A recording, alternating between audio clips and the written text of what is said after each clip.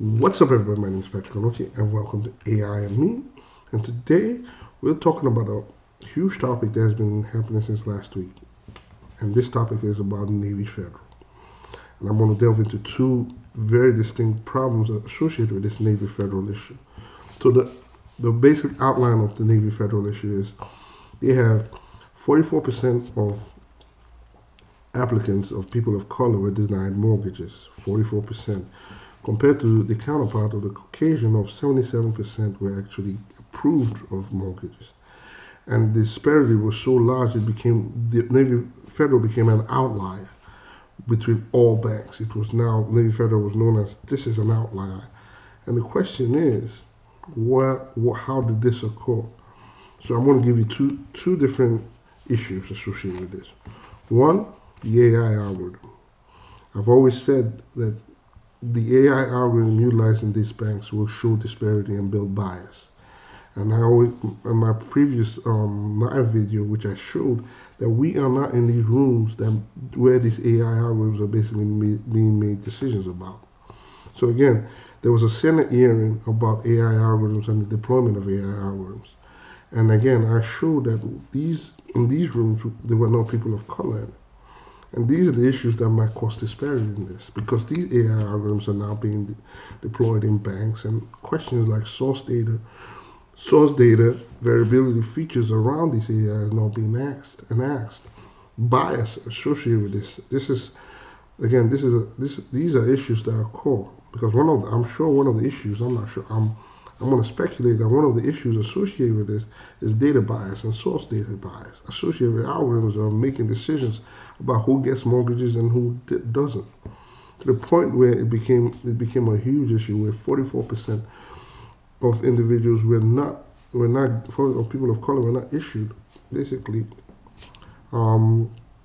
mortgages, and this will occur if the AI algorithm is not continually trained, or if the error function associated is not being checked, or they're not making routine statistical analysis on the outcome of these algorithms. These are issues that will continue occurring if questions like this are not being answered or even asked. That's why we need to be in these rooms that actually make decisions on these algorithms. That's why Senate hearings, such as the ones I've been posting in our post here, we should have people who will represent not only people of color, but different aspect of the economy.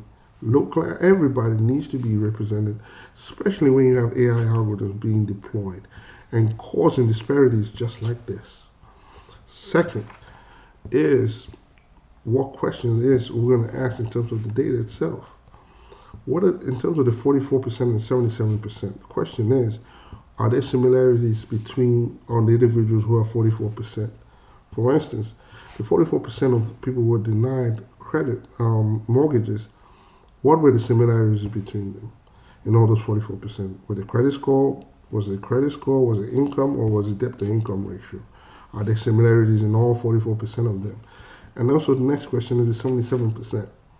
Are there similarities between those 77%? In terms of, again, credit score, income, and debt to income ratio. We need to know those similarities. Then the question needs to be asked, is the credit system scoring system also a problem? Because I always believe the credit score system doesn't really capture our day-to-day or how week or even month-to-month life. Remember,